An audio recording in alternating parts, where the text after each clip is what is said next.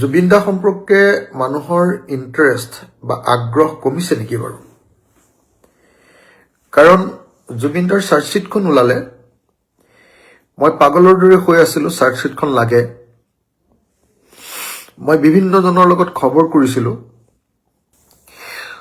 মই জুবিন দাৰ চাৰ্জশ্বিটখন পালো, কিন্তু মই দেখিছো যে অসমত যিমান চাৰ্জশ্বিটখনক লৈ হুলস্থুল হ'ব লাগিছিলে, যিমান জুবিন দাৰ চাৰ্জশ্বিটখনক লৈ গোটেই সংবাদ মাধ্যম, পেপাৰ এইবিলাকত যেনে তেনে হ'লেও পাবলৈ চেষ্টা কৰিব লাগিছিলে, কিন্তু দুৰ্ভাগ্যজনকভাৱে মই দেখিছো যে এতিয়ালৈকে সেই কথাটো হৈ উঠা নাই। অসমৰ মুখ্যমন্ত্ৰীয়ে কৈছিলে আৰু SITৰ হেডজন মুন্না প্ৰসাদ গুপ্তা, তেখেতে কৈছিলে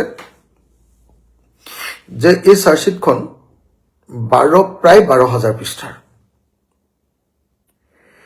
তাৰ পাছত মই যেতিয়া খবৰ কৰিলো বিভিন্ন চ'ৰ্চৰ জৰিয়তে, তাৰ পাছত মই গম পালো যে একচুৱেলি যদিও অসমৰ মুখ্যমন্ত্ৰীয়ে কৈছে যে চাৰ্জশ্বিটখন প্ৰায় 12,000 পৃষ্ঠাৰ, কিন্তু মূল ৰিপৰ্টটো একচুৱেলি 305 পৃষ্ঠাৰ। 305 পৃষ্ঠাৰ মূল যিটো ৰিপৰ্ট, সেই ৰিপৰ্টটো আকৌ মই যেতিয়া পঢ়োতে দেখিলো যে ইয়াত 292 পৃষ্ঠাৰ পৰাহে 292 পৃষ্ঠাৰ পৰা 305 পৃষ্ঠালৈহে আচলতে মূল কথাকেইটা আছে।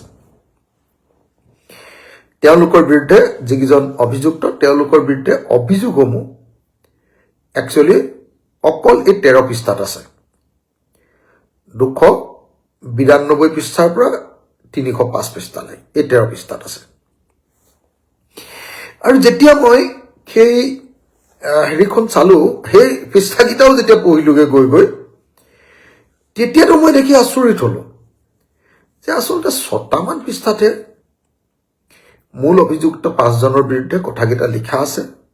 তাকো পৃষ্ঠা মানে গোটেই পৃষ্ঠাটো নহয়, গোটেই পৃষ্ঠাটোৰ যে মোবাইলটো যদি গোটেই পৃষ্ঠাটো বুলি ধৰো, আপোনালোকে যিমানখিনি দেখি আছে তাৰ ইমানখিনি মানে এটা পৃষ্ঠাত আছে, ইমানখিনি মানৰ হ'ব, ইমান মান হ'ব, সিমানখিনি মানে আপোনাৰ আছে। তো গতিকে আচলতে চাৰ্জশ্বিটখন সেইকাৰণে মেইন একিউজ কেইজনৰ বিৰুদ্ধে চাৰ্জশ্বিটখন প্ৰায় 6 পৃষ্ঠা মানৰহে হৈছে, আৰু বাকী কেইজনৰ বিৰুদ্ধে আৰু বাকী যিকেইজন PSO 2জন আছে তেওঁলোকৰ বিৰুদ্ধে লগাইহে 13 পৃষ্ঠা হৈছেগে। আৰু একেখিনি কথাকে অকাই পকাই বেলেগ বেলেগ ফৰ্মত আছে।